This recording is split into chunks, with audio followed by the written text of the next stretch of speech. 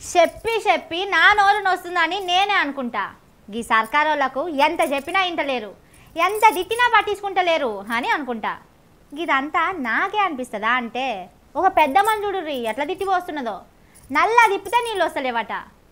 ఊకుంటారా వానాకాలంలో కూడా నీళ్లు రాకుంటే? ఏం చేతగాని ప్రభుత్వం ఉన్నది చూడుర్రి అని ఏం అరుచుకున్నది పోర్రి.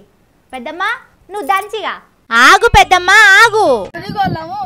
నీళ్ళ బిందె ఎత్తుకొచ్చి మొగలకు పువ్వు వండి పెట్టాలంటే మాకు ఎంత ఇబ్బంది అవుతుంది, ఎంత ఇబ్బంది అవుతుంది. నీళ్ళు అంటే పిల్లల తల్లులను కొట్టుకుంటున్నాం, పీకులు ఆడుకుంటున్నాం. ఓ పెద్దమ్మ నీకే చెప్తున్నా, ఆగమంటే ఆగవు. మళ్ళా తిట్టి తిట్టి దూపైతే నీళ్లు కూడా లేవు, అన్ని ఖాళీ బిందెలే ఉన్నాయి.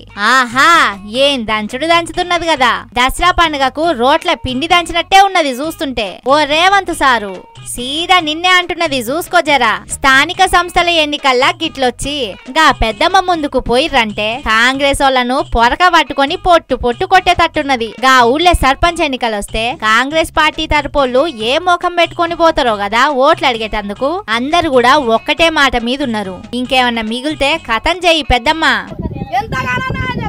ఎన్ని రోజులకున్నా మాకు ఇంతకు ముందు ఎట్లా జరిగిందో, నీళ్ళ సవరాలు ఎట్లా జరిగిందో, ముసళ్ళ పాయలు ఎట్లా వచ్చినావు, బియ్యం ఎట్లా వచ్చినావు, అవన్నీ గడ్డకు సవాలు రావాలి. అట్లా వస్తేనే మేము మళ్ళా కానీ ఓటు అన్ని రావాలి మా దగ్గరికి, లేకపోతే రావద్దు. మేము ఇట్లనే అడుగుతాం, నిలబెట్టి మరీ నిలబెట్టి అడుగుతాం. నిన్న మొన్నటి సంధి చూస్తూనే ఉన్నాం కదా. నాగర్ కర్నూలు జిల్లా దిక్కు నీళ్లు లేవట. గటు దిక్కేనట గీ పెద్దమ్మది కూడా.